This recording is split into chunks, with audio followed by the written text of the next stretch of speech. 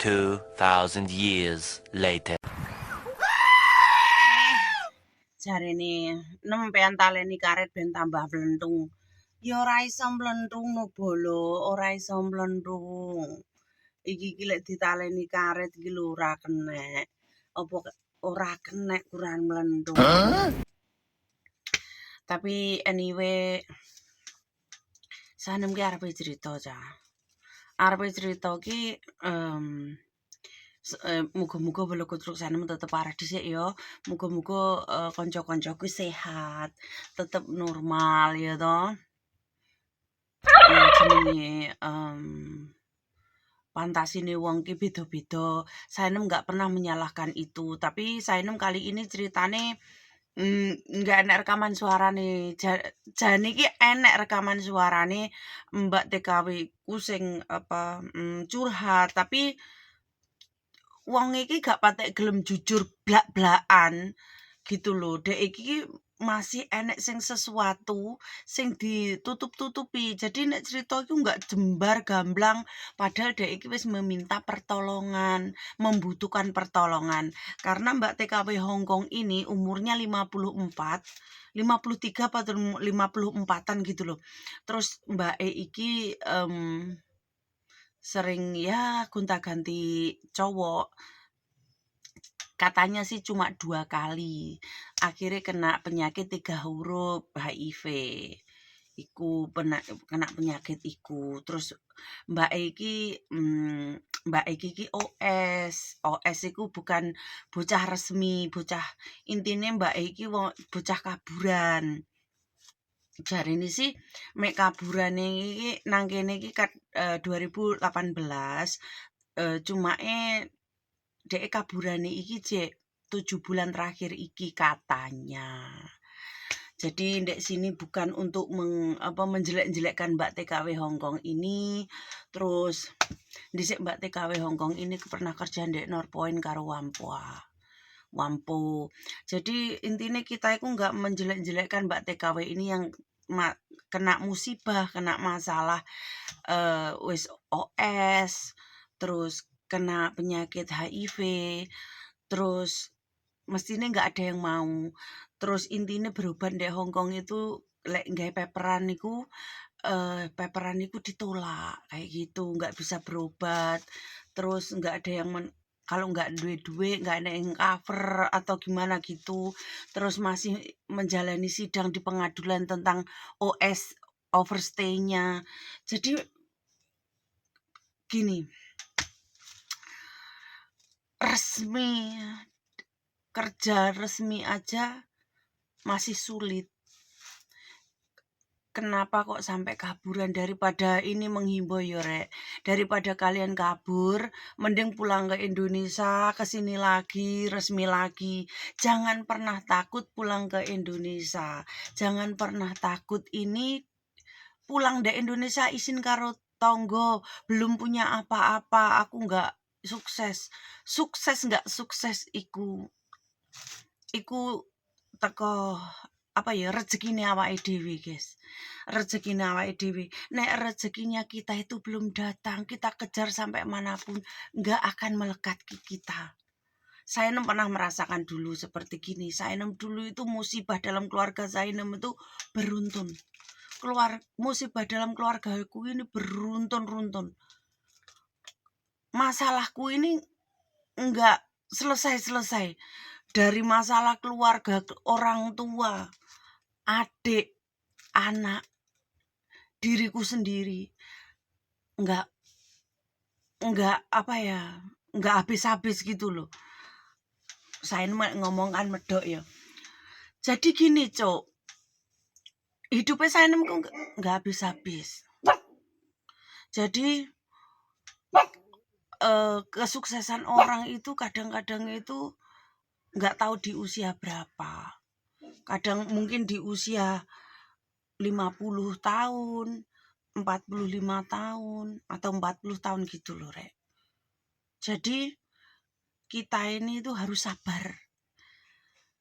Kalau memang kita belum dikasih kesuksesan di angka umur 50, kita akan tetap mendapatkan ujian di umur yang sebelum 50 ini. Seperti hidupnya Sainem dulu itu juga begitu. Ini Sainem berbagi cerita, menguatkan sesama TKW di Hong Kong, TKW manapun. Kita itu sama. Di TKI Korea, TKI Amerika, semuanya kalau kita merantau itu sama. Kalau namanya laki itu, keberuntungan hidup itu kalau belum melekat di diri kita, ya belum, kamu kejar sampai Amerika Serikat nggak akan dapet gitu loh intinya. Jadi kalau Tuhan sudah menakdirkan, bawa Tuhan segala rek. Kalau sudah menakdirkan kamu usia sekian akan sukses, kamu akan sukses, Cok. Gitu loh. Jadi kita itu harus ya Sainem dulu menjalani itu nggak gampang sih. Menjalani kehidupanku itu nggak mudah. Sebenarnya aku yang grundel. Kalau kalian ingin tahu cara berdoaku, mungkin kalian akan menghujat aku. Kalian akan menyalahkan aku, kok gitu banget sih hidupmu, kok gitu. Karena yang ku alami kehidupan ini sangat pahit dan tragis. Takdir kehidupanku ini sangat mengandung bawang, mengandung air mata. Sampai aku itu gak iso nangis, Cuk. Sampai aku gak iso nangis. Aku sampai disakiti cowok sekalipun itu, saking seringnya aku disakitin cowok, udah gak bisa nangisin. Cowok itu bagi kalau udah pergi dari hidupku, ya udah pergi aja. Aku udah gak bisa, cuma ya tak liatin kepergiannya. Kenapa sih hidup ini pedih? Sainem dulu pernah marah. Marahnya gimana? Sampai pernah marah. Tuhan ini ada gak sih? Tuhan ini kayaknya gak ada deh. Hidupku ini susah terus. Hidupku masalah terus. Hidupku musibah terus. Kapan aku bahagia? Sampai gitu. Kalau memang Tuhan itu ada dan nyata, pastinya hidupku gak begini deh. Aku nemuin orang tua yang harus gak ada umur. Yang aku menemukan cowok bangsat semua. Bajingan. Menyakitkan semuanya. Yang bagi mantan tolong komen yang belum meninggal. Jadi sakit gitu loh. Ketemu cowok bajingan semua, gak ada yang benar-benar serius. Ada yang main-main, ada yang mau kongkek doang, ada yang mau menjadikan aku selingkuhannya doang, ada yang mau jadikan aku simpanan, ada yang juga ingin menjadikan aku ini ani-ani ya. Ada. Jadi hidupku ini capek, disakiti itu capek. Intinya itu musibah, masalah itu capek. Aku berdoa mungkin gak ada Tuhan deh. Aku sampai gitu. Agama itu opo? Sampai aku bilang kayak gitu. Agama itu apa? Tuhan itu gak ada. Kalau Tuhan ada gak mungkin begini. Sampai usiaku hampir 40. Kenapa aku ini belum mendapatkan kebahagiaan yang sebenarnya sama sekali? Kenapa sakit? Di siniku tuh sangat luka dan perih sampai sekarang. Aku sampai berdoa, sampaikah aku mati Tuhan, aku masih akan merasakan sakit ini? Atau aku mati pun ke liang lahat nanti, apakah aku membawa luka-lukaku ini? Sampai aku begitu. Sampai kecewanya hidup di Sainem itu saking gak ada mukjizat, saking kayaknya gak ada Tuhan. Itu frustasi aku. Sampai gini, ya wes lah, aku gak mau berdoa lagi, aku gak percaya ada agama, aku gak percaya ada Tuhan, aku gak akan berdoa apapun. Intinya aku baik, melakukan kebaikan, gak mencuri, gak membunuh, gak menyakiti orang lain, aku gak dosa. Dan aku gak mau minta apa-apa. Apa yang aku sembah, ini semuanya gak ada. Aku gak mau menyembah apa-apa, juga aku gak percaya apa-apa. Aku hanya percaya diriku sendiri dan kekuatan otot tangan aku. Intinya aku gak percaya apapun. nggak percaya adanya Tuhan tuh nggak percaya gitu loh. Karena aku selama dari kecil susah hidupku sampai hampir umur 40. Aku ini berdoa terus, nangis. Pernah aku nangis di pinggir kali itu, tapi nggak pernah ada jawaban. Sampai di hampir 40 hidup aku, sampai aku pernah depresi. Tapi depresi ringan, Rek. Pernah aku sampai menantang-nantang orang pakai bikini aja, pakai BH dan celana dalam di tengah jalan raya.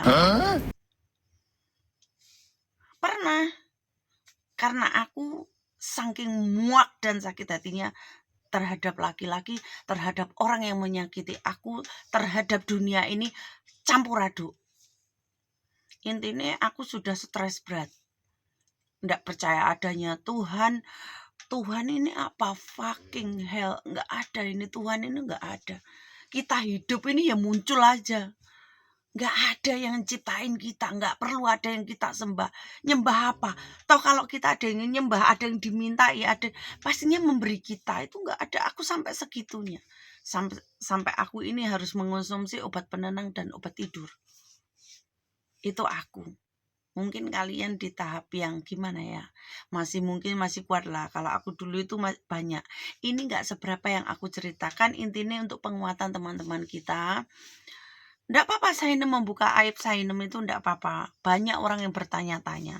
Jadi kalau aku suruh jawab satu dan setiap hari aku jawab itu nggak mampu bolo, nggak mampu cok. Jadi ku jawab sekalian aja di sini. Mungkin dari semuanya sosial media yang aku punya itu ya larilah ke YouTube Sainem gitu. Jadinya biar tahu. Jadi Sainem itu nggak mudah, hidup Sainem itu nggak mudah. Kalau yang dibilang sekarang hidupmu enak gini itu kan yang kamu pandang sekarang. Bukan aku yang dulu. Tapi yang kurasakan ini Sainem tetap yang dulu. Dan yang sekarang ketakutan aku.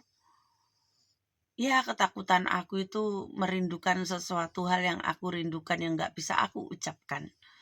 Khususnya ya, apa sih yang aku rindukan aku gak ngerti. Di dunia ini aku gak ngerti. Kalau sekarang Sainem itu cerita kayak gini untuk penguatan mbak-mbak TKW yang di Hongkong sini. Kita ini sama-sama berjuang. Jadi jangan pernah takut untuk dipulangkan. Daripada kamu hidup OS di Hongkong, mending pulang, proses kembali dari Sainem dulu tuh seperti itu. Dihina orang, sudah jadi bahan omongan orang tetangga. Sainem itu makanan sehari-hari. Makanya kalau Sainem cuma dihujat di YouTube, di FB, di TikTok, nggak ngaruh. Di dunia nyata, bahkan di kampung Sainem sendiri, aku ini sudah dihujat.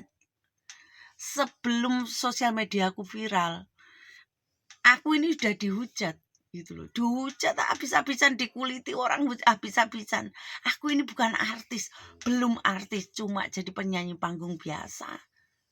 Kampung ke kampung dulu. Udah dihujat. Kalau sekarang aku dihujat, tatak wae gitu. Intinya jangan takut. Melalui proses ini memang menyakitkan bolo, nggak mudah. Aku paham itu. Aku nggak mau menyalahkan ini ya, cuma yang mungkin aku sudah melewati duluan. Ya intinya kalau kamu ingin sukses terus, kalau Sainem itu walaupun agak depresi dulu, terus sakit hati, terus tapi satu hal, mencari uang itu tidak pernah malas. Itu aku kerja itu sangat semangat, cari uang itu semangat, walaupun hati ini hancur, utak ini budrek, tetap semangat cari cuan. Itu semangat Sainem cari cuan. Kuncinya satu itu, kerja tetap semangat walaupun aku ini sambil nangis, sambil patah hati, tapi tetap kerja tangan ini. Karena aku nggak punya siapa-siapa yang aku mintai makan. Kalau nggak tanganku sendiri mencari makan, perutku nggak akan kenyang. Bahkan aku masih menghidupi orang sekeliling aku. Ya, semoga ceritaku ini bisa membuat mbak-mbaknya yang di Hongkong ini menjadi kuat. Jangan menjadikan diri kamu sombong duluan, belum ada apa-apanya sudah sombong, dan nggak ada apa-apanya kamu banggakan.